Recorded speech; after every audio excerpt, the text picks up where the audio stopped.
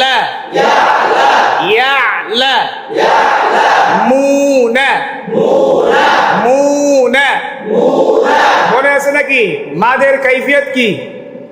মাদ কোথায়, মাদের আওয়াজ কোথা থেকে উচ্চারিত হয়? মুখ ও গলার খালি জায়গা থেকে, শূন্য স্থান থেকে মাদের আওয়াজ বের হয়।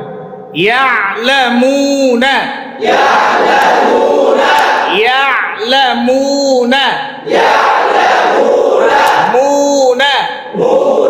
অনেকেই মিম আর নুনের মাত পড়ার সময় নাকে নেগা, পরিপূর্ণ নাকে নেগা না। নুন আর মিম যখন উচ্চারণ করব, হরফ উচ্চারণ করার সময় নাকে যাবে, কারণ তার জাত সত্তা নাক থেকে আসা, আল খৈশুম থেকে নুন মিম উচ্চারিত হবে। কিন্তু তারপরে নুনের সাথে যুক্ত হচ্ছে কি মাদ, এই মাদ নাকে যাবে না। কি যাবে না? না, মাদ কি যাবে না? নাকে যাবে না। ইয়ালামুনা মুনা।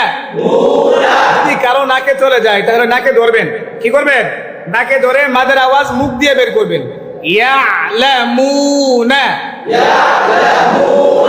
মুনা ইয়ালামুনা মা মা মা মা মা ইয়ালামুনা মা ইয়ালামুনা মা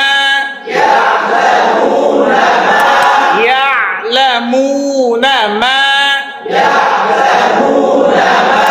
تفعى تفعى تفعى تفعى যদি বলি তাফআ তাফআ হবে কি? ভুল হয়েছে কি? এই তার যে হারাকাত আছে, এই হারাকাতটা কি হয়েছে? লম্বা হয়েছে। খেয়াল করছেন? তাফআ। আবার তাফআ, তা মোটা করা যাবে? তাফআ তাফআ অ হবে, অ এরকম মোটা হবে।